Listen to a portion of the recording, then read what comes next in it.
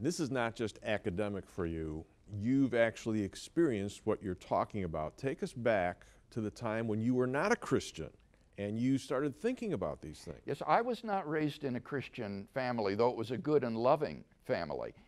But I experienced the despair and the blackness that I've talked about and that I later read in the French existentialist philosophers.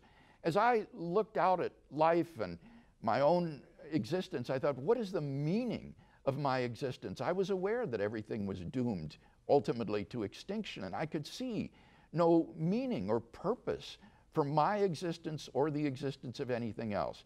And this filled me with a deep despair and blackness. And I don't know if you understand what this is like, but it makes every day miserable, another day to get through.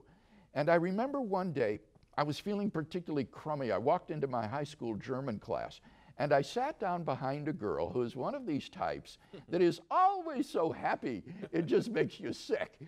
And I tapped her on the shoulder and I said, what are you always so happy about anyway? And she said, it's because I know Jesus Christ as my personal Savior. And I said, well, I go to church. And she said, that's not enough, Bill. You've got to have him really living in your heart. And I said, well, what would he want to do a thing like that for? And she said, because he loves you, Bill. And that just hit me like a ton of bricks. Here I was so filled with despair and anger. And she said, there was someone who really loved me. And who was it but the God of the universe? And that thought just staggered me, to think that the God of the universe could love me, that worm named Bill Craig down there on that speck of dust called the planet Earth.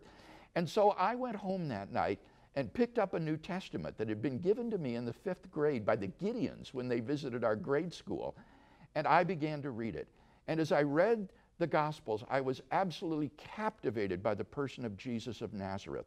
There was a wisdom about this man's teaching that I had never encountered before. And there was an authenticity about his life that was simply undeniable.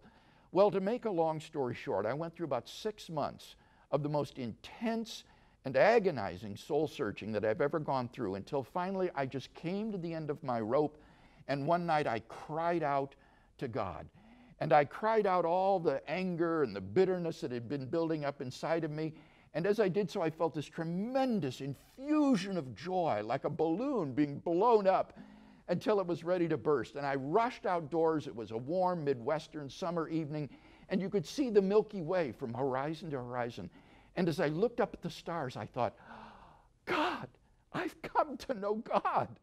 And that moment just changed my whole life. I knew that I could not do anything less than spend the rest of my entire life sharing this good news with mankind, because if this is the truth, if it's really the truth, this is the greatest news ever announced.